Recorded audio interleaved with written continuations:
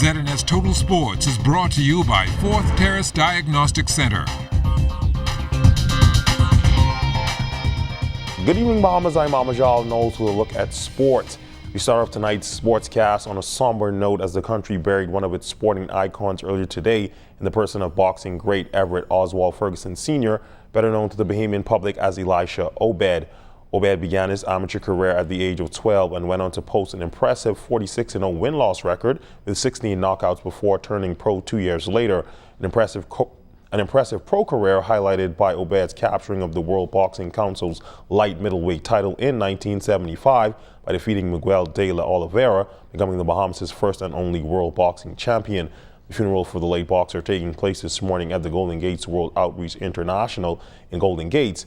This is where we caught up with former boxer Quincy Pratt, as well as former chairman of the Boxing Commission Alvin Sargent and committee member Alvin Davis, who reflected on Obed's legacy. Today is a sad day, especially for the boxing community. My hats off to Elijah, and I consider Elijah to be the best world champion to come over to the Bahamas, because he did it in a very tough sport. Elisha Obed, in my opinion, is perhaps the greatest Bahamian boxing sporting icon of the 19th, 20th century. And he was dedicated to the sport of boxing. He done great for this country. The CAC games over in Barranquilla, Colombia already taking shape. Our Kelsey Johnson is there and filed this report. A long day of competition here at the 23rd edition of the Central American and Caribbean Games taking place in Barranquilla, Colombia. Up first for Team Bahamas was our swimmers, and they are making a splash. A new meet record was set by Joanna Evans on Friday night. Her time in the 400-meter freestyle, 4 minutes 11.15 seconds. It's so hard because it was my first race and it's so hot outside and everything, so it was just one of those things you had to swim and see how it goes. It was a good way to start the meet. I mean, the 400 is definitely one of my favorite events, and so it was nice to get Team Bahamas started with a good swim, and hopefully that'll get everyone fired up before the rest of the week. Lily Higgs and Laura Molly were 5th and 6th respectively in the 100-meter breaststroke. Higgs' time 1 minute 11.35 seconds and Molly's 1 minute 12.34 seconds. I love being able to represent the Bahamas. It's always so much fun. So anytime I'm in a final, it's a lot of fun, and racing against Lily is always a great time. So go Team Bahamas. This is just the second senior meet for Isaac Bastian, who is hoping to shave a few seconds off his personal best time. As for Margaret Aubrey Higgs, she too is expected to do well at this senior meet.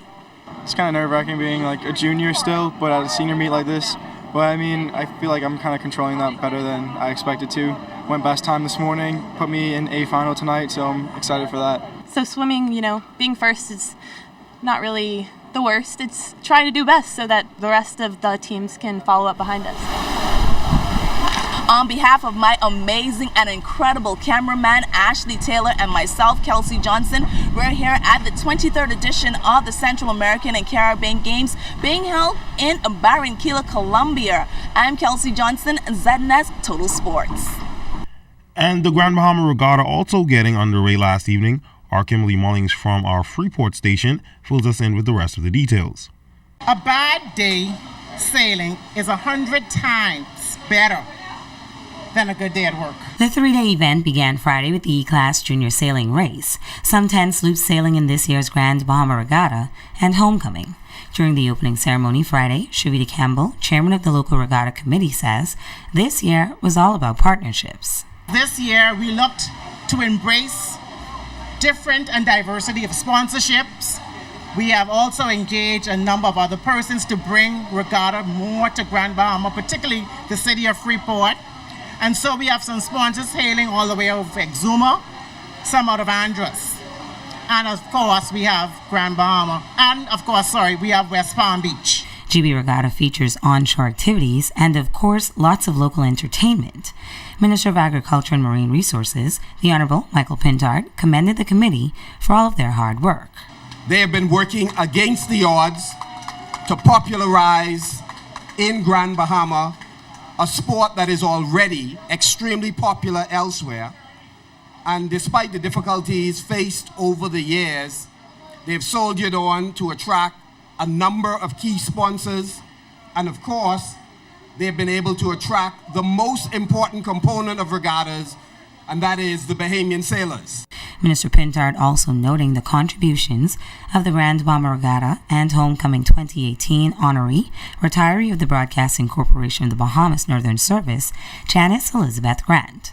She developed a reputation as somebody who could simply get the job done. So wherever she was planted, she grew and she made a difference.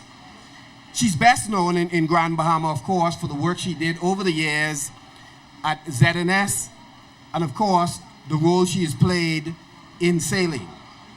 And so tonight, we want to say that we love you, we appreciate you, the invaluable contribution you will continue to make. Grant has been a committed member of the Regatta Committee for over 2 decades and says it's a privilege to be recognized. I feel great to know that I've been honored, because sometimes they say they always honor people when they're gone, but I'm happy that I got one of my roses from the garden and I could appreciate it. Kimberly Mullings, ZNS Total Sports. Well, that will do it for Sports Saturday. Stay tuned. Tonight's weather forecast is up next.